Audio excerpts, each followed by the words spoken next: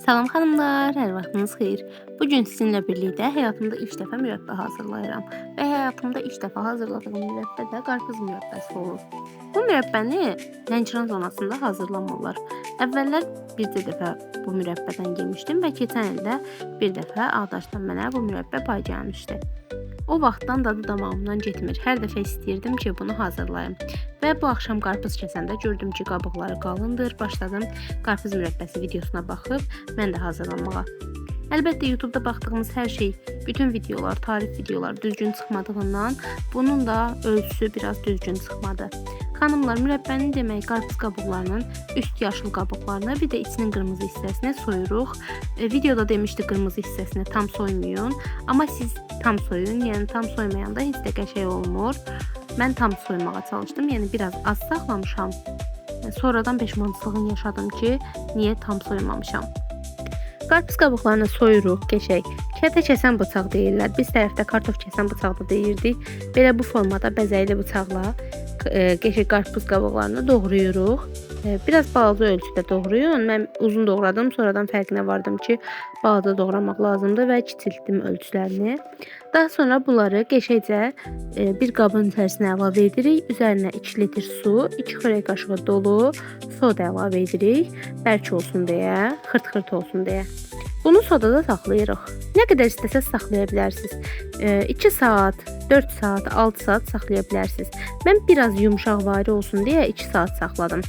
Sodanı əlavə edirik, suyu əlavə edirik, yaxşıca qarışdırırıq. Burada əvvəl su ilə sodanı qarışdırmalıydım, amma mən bu formada qarışdırdım. Yəni nə fərq edər? Əsas odur qarışsın.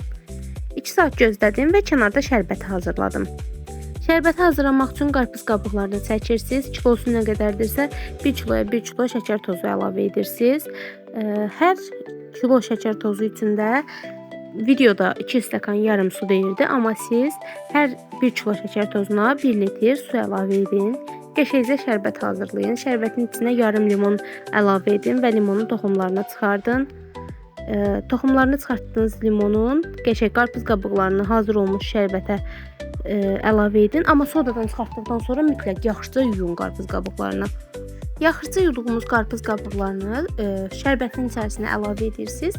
Yarım saat qaynadırsınız. Yarım saat orta ateşdə qaynatdıqdan sonra içərisinə vanil əlavə edin və 5-6 ədəd mixək əlavə edin. Mən mixəyi gecə tapa bilmədim deyə səhər əlavə etdim. Yarım saat qaynadıb 4-5 saat soyunmağa gözlədim.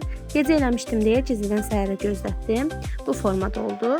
Daha sonra təkrar gür odda qaynadın. Qaynayarkən kəflərini də bu formada aş üstündə balaca setka ilə yığa bilərsiniz. Və hazır olmağa yaxın yarım çay qaşığı limon duzu əlavə edirsiniz.